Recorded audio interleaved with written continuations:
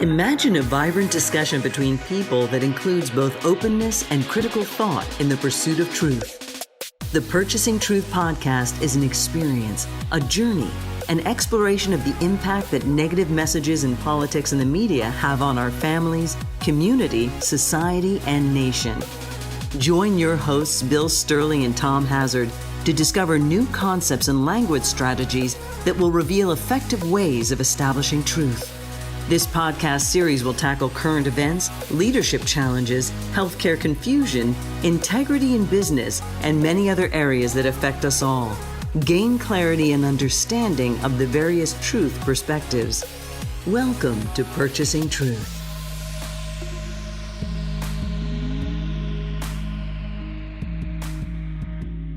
Hey everyone, welcome back to Purchasing Truth. I'm Tom Hazard, along with your host, Bill Stierle. And you know, Bill, I'm still blown away, and I know you are too, by this quote that we have become aware of by Carl Sagan. Yes. Who was a scholar, an astrophysicist, many things that he was. And he died, I think, in 1995 or 96.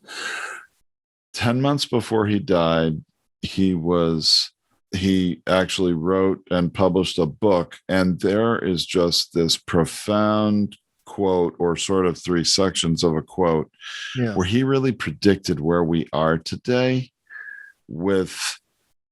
in terms of our, media, language of communication, power in the hands of a very few people, especially the tech companies. And I'm just still blown away with it. And yeah, me too. I mean, when you shared the clip from Brian Williams' show, that will, obviously you'll put in the blog posts and stuff for people to go get, really powerful. I mean, even the title of the book that it comes from was a little upsetting in the sense of, how did Carl Sagan get a hold of this truth 25 years ago, stick it in a book in basically 4 paragraphs, and sort of is like landing right on our current circumstances and our struggle with truth. The name of the book is The Demon Haunted World, Science, a Candle in the Dark. And you could think about the discussions we're having about science right now, vaccinations. We're trying, they're holding a candle in the dark, but it's sort of like, well, no, that, that science stuff, we're not following that stuff. We're going to follow something else. It's like, that's problematic, because you're not really following the measurable truth. And people forget that science is something that you measure. It's something you make a hypothesis about, and then you test it and you see if it's true, and then you make an adjustment and you make a new hypothesis and you test that, and you keep your eyes open for creativity or alternatives or new ways of thinking. But science is really a big thing. It's about measuring and about assessing things. And that really makes a huge difference, to really allow truth to be something you measure. And it doesn't mean that science is right all the time. The hypothesis can come and land in a certain place. And the measurements or the way of thinking might not have been really strong. And then all of a sudden a person starts believing it. But it's really neat that Carl Sagan was able to really articulate one of the major struggles that we're having regarding truth these days. It really is shocking to have seen it so far ahead, to read those signs back then and put together quite I would say, intelligent prediction. So let's share that for our listeners. So as you mentioned, and I'm going to make this bigger on the screen here. Okay. So you can see this is from Brian Williams' show on MSNBC, but it really, that's less important than the quote. So here's the book cover is on the left. And what he says here, for those of you that are listening to the podcast, I'm going to read the quote. Okay. And then Bill and I, we're going to read it in a couple different sections, and Bill and I are going to discuss it. But if you're interested to see the book cover, see the quote, feel free to go to see the video on the blog post at purchasingtruth.com. So this is the quote. This is from Carl Sagan. He says, "I have a foreboding of an America in my children's or grandchildren's time when the United States is a service and information economy, when nearly all of the manufacturing industries have slipped away to awesome technological powers are in the hands." Didn't mean to play that. To have slipped away to other countries, when awesome technological powers are in the hands of a very few, and no one representing the public interest can even grasp the issues. So that's a good pause. Maybe we hold it there. Point. Yeah. That's a good pause point, Tom, because, for an economy to shift their manufacturing overseas, and rightfully so, to gain profit and to be more, viable, and to really bring a bottom line home to their parent company and to their stockholders and everything like that, that mindset to go over there, and then to notice that now all of a sudden it's the power, the technological power is in the hands of the very few, and no one representing the public interest can even grasp the issues. It becomes the comment, everything on climate change to the environment to how do you deal with plastics, and how do you deal with all the different challenges and plastics in the ocean, and how do you deal with these challenges, these issues, and from a public standpoint. From a private standpoint, it's one place, but from a public standpoint, how do you deal with these issues when the common person, Tom, you and I are away from those things? I mean, the only action we could take is stop drinking water bottles if we don't want the water bottle to land up in a landfill or in the ocean. That's it. That's all the influence we have is just, okay, individually, I've got to watch my water bottles, and that's it. So very, very, very challenging right now. We're in definitely a challenging time. So. It is. Let me continue here, and I have a feeling when I skip ahead, let me try to drag this. There you go. And okay, good. It didn't start playing. Good. And then, so this is going on from the technology in the hands of a very few people, right? Controlled by it's when the people have lost the ability to set their own agendas or knowledgeably question those in authority, when clutching our crystals and nervously consulting our horoscopes, our critical faculties in decline. This is the kicker: unable to distinguish between what feels good and what's true, we slide almost without noticing back into superstition and darkness. Now, there's still more of after this, but maybe that's another good pause point. That is a good pause to it. It's that then everyone gets to have the credibility of a scientist. People get to question Dr. Fauci. Now, I'm not saying Dr. Fauci as a spokesperson might not give everyone all the information all at once, because if he did, he might terrify people with his knowledge and information about viruses and what viruses do to the body, and the worst viruses, and all the different viruses that he has studied in his entire career. But how does somebody get to question that level of authority and be even with him? That's the thing that's when truth flattens like the flat earth. It's like, my point of view is the same as a person whose point of view and his study has been over here. It's so much higher.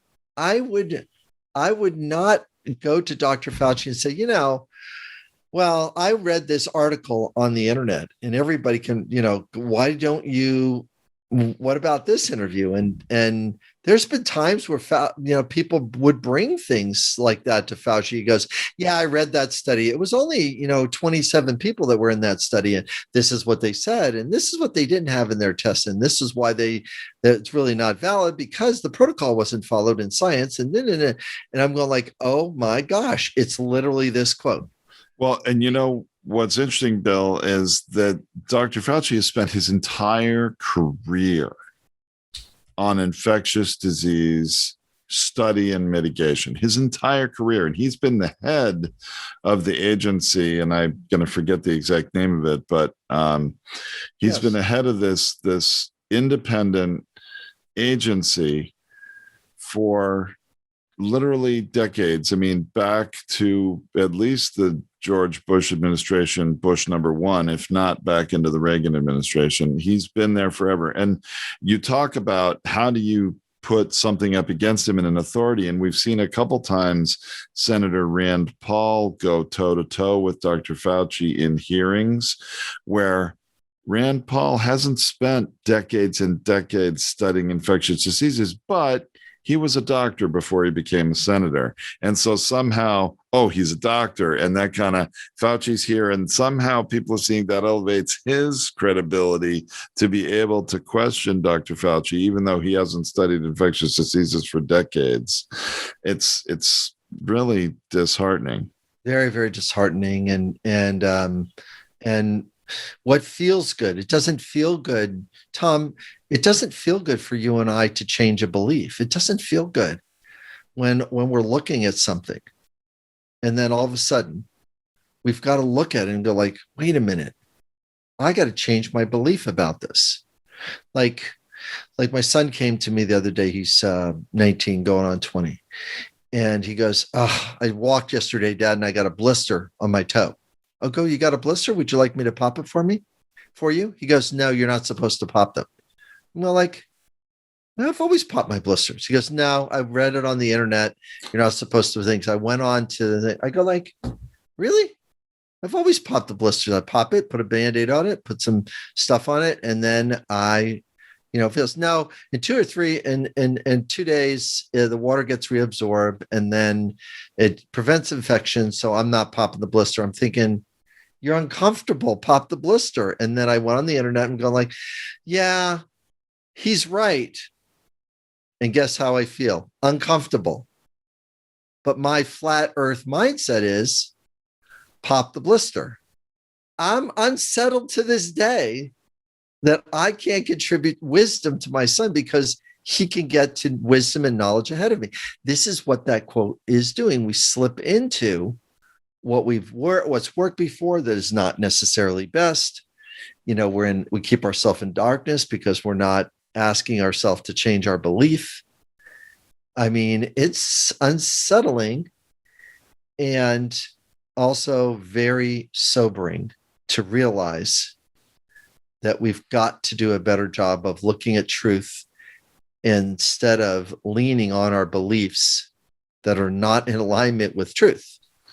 Well, and to me, this is the part here that I think I'll just say American right now, because obviously we're in America and this is, some struggles we're facing, I would say on a grand scale, not that others in other countries aren't facing it, but let's keep it focused on America for now. This is the part of this that every American should really hold up a mirror to themselves and saying, hey, is what you're espousing and what you're saying, what you're believing, just what feels good? Or is it what's true? And do you care enough to actually research if your beliefs are true, if what feels good to you is actually true, or you just want to stay in your happy place where you feel good? Doesn't really matter to you if it's true. Correct. It doesn't matter if it's true. I want to do things that feel comfortable. I'm not interested or pursuing that thing that's going to really upset me. I mean, and that's why this quote, and even the next part of this quote, is really so powerful, is that we've got to take a look at and really question and do our best to adjust ourselves to this way of information overload and marketing intrusion. The marketing intrusion part is the one that's kicking our butt. It's when we see something and then a person that we believe or trust or are loyal to says this thing didn't happen the way you think it did. And we start believing the marketing message rather than the thing we see in front of our very eyes. We saw this thing in our eyes. We got a general sense of the truth about this, what is, and this marketing person is now just going to pound, repeat, say this thing over and over again, just to keep us into that superstition or into that darkness. And that's so unsettling. So go ahead and read the next part of this quote. All right. Yep. There's two more parts here. Yeah. This is really good. So Carl Sagan, 1995 or 1996, saying, continuing, the dumbing down of America is most evident in the slow decay of substantive content. I would, in air quotes, put substantive content as truth, substantive facts, maybe, right? In the enormously influential media, the 30-second sound bites, and then in parentheses, now down to 10 seconds or less. Boy, has he captured reality of what? Yeah. And so lowest common denominator programming, credulous presentations on pseudoscience and superstition, but especially a kind of celebration of ignorance. Do you know, wow. they almost found Bigfoot. Yeah. You know, I mean, it's and I'm picking on something, and there may be one day in the world that we find a proto-man of that size somewhere. I don't know. And people say, there, see, we found him.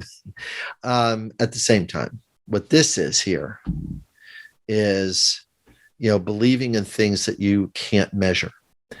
Now, I like faith. I like intention. I like setting our greatest vision and trying to live towards it.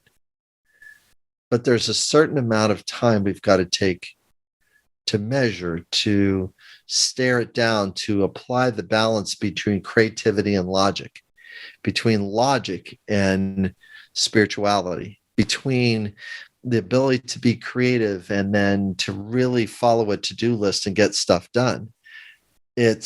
We've got to build that range of truth, not just to lean on a person's belief or be influenced by a marketer just saying something, and because it's more comfortable and it feels better to listen to that and agree with that, because then we don't have to question ourselves. It's better to leave the blister on. I'm still bugged by the sentence. Why? Because for years, taking the blister off or letting the liquid out of it was a strategy and a tactic I would use to provide myself comfort. And something my parents taught me, and something that was maybe true in science back then. And it's pretty good. It's pretty fascinating to watch, how we can change things. And a marketer can get further along by purchasing truth away from the listener just by repeating the message, whatever a message they want to stay on, and erode science. And therefore, the title of this book, The Demon Haunted World, Science a Candle in the Dark.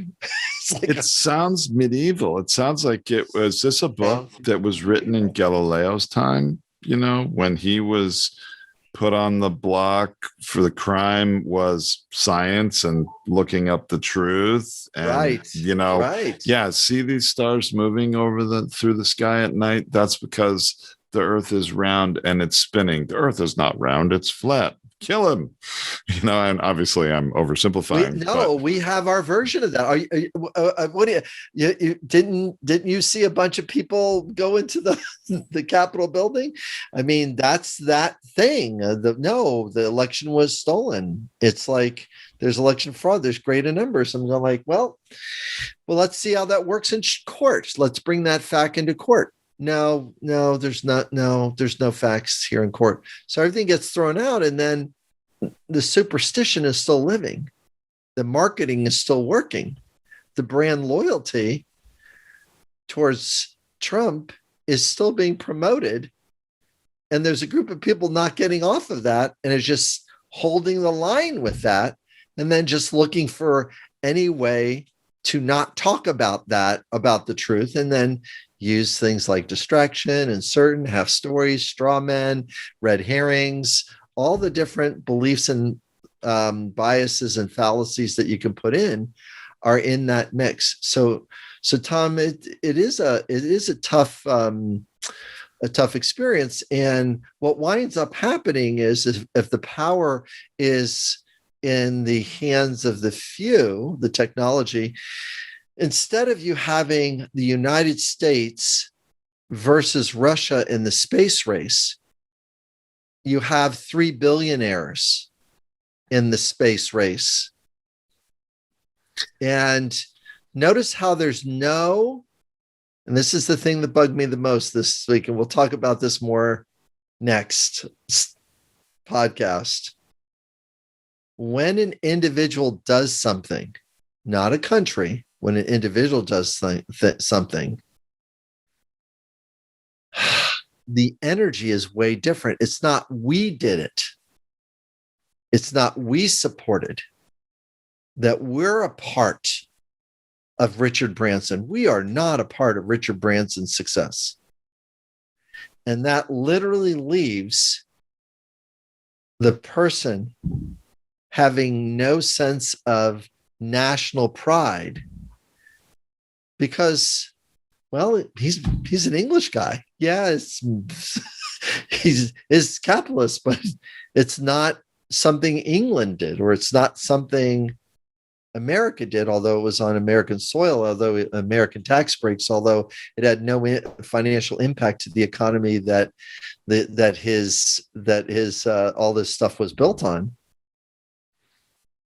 I mean, unbelievable. But there's no energetic investment at all. No, there's not. And there's, I think, a lot of very valid criticism being levied at these 3 billionaires for, this billionaire space race, talking about, wow, think about all the good that money that went into this could be doing in other ways to help our world. And is it really worth it to spend, as I guess Richard Branson's planning, a ticket to be about $250,000 to take a ride in Virgin Galactic and experience 3 minutes of weightlessness on this flight?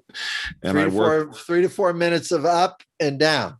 Right. At least that's the Virgin Galactic experience, right? And I did the math, and 180 seconds, that comes down to a little less than $1,400 per second of weightlessness to experience that. Now, I mean, I'm sort of belittling it, and I'm sure it was an incredibly awesome experience in many ways. But once in a lifetime trip.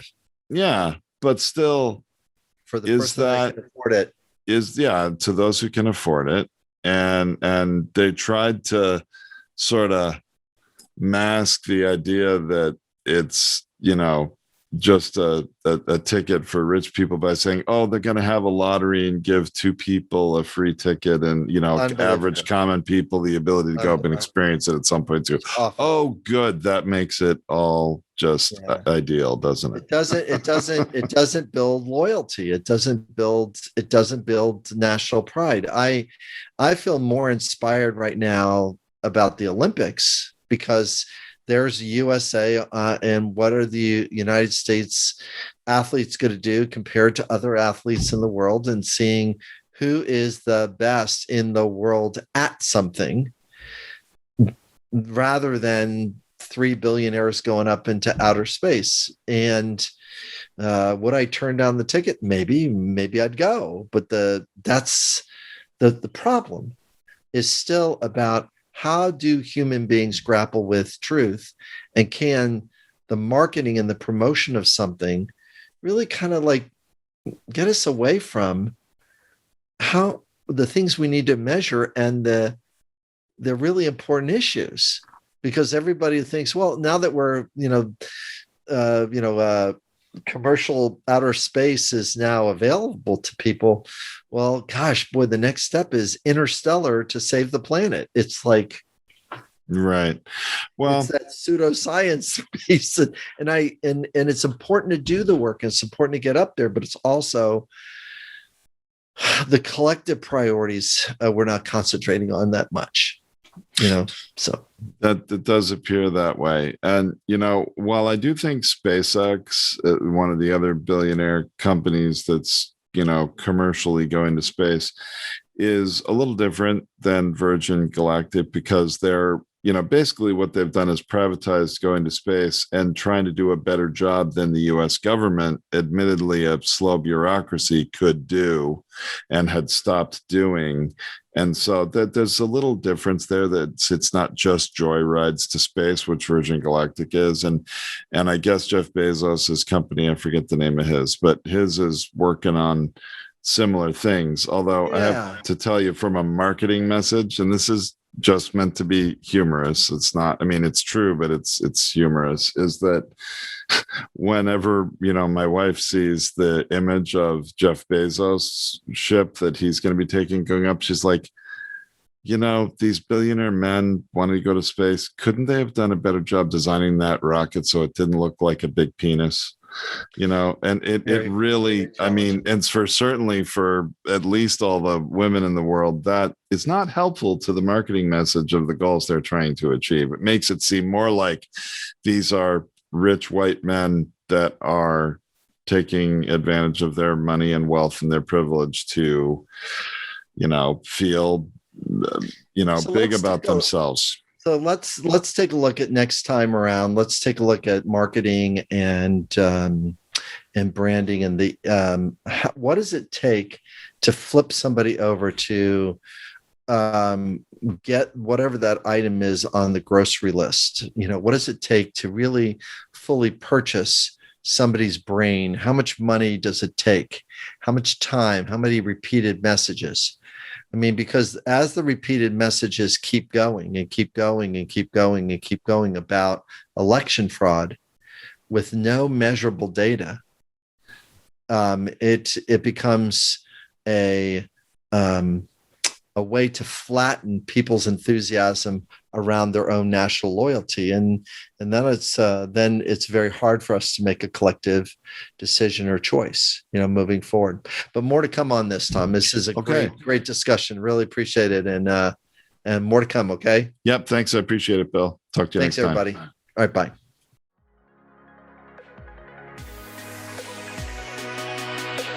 Thank you for listening to this Purchasing Truth podcast. We trust that you have enjoyed this engaging and thought-provoking conversation. Our hope is that you've received value, found clarity, and broadened your truth perspective in this episode. If you did, leave us a review or visit our website, purchasingtruth.com. Join us again for another informative and content-rich discussion here at the Purchasing Truth podcast. Don't just accept whatever information comes your way.